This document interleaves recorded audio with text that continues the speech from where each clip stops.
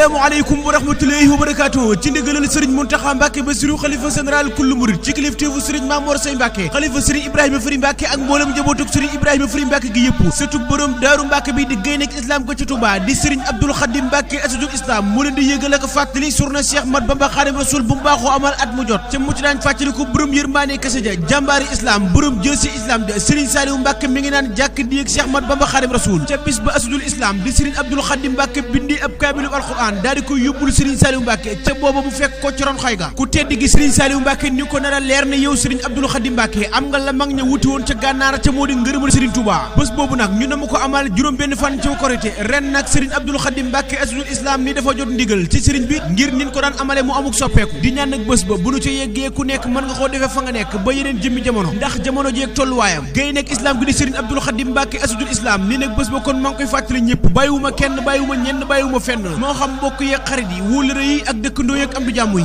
ak mbooleem taalibe yi ci réew mi ak yee ci bitim réew sëriñ bi di ko fàttali itam mbooleem daara yi nga xam ne daana jàpp ci bés ba ci njàngum alquran mi ak xasida yi sëriñ Abdoul Khadim Mbacke asadul islam ni nag maa ngi ñaan ci àdduna bi yàlla wàcc fi jàmm ak xéewal rawatina ci réew mii di Sénégal di ñaan itam suñu borom def ci nawet bi nawetub jàmm te barkeel di ñaan yàlla ci mbooleem xaajo yi lépp faju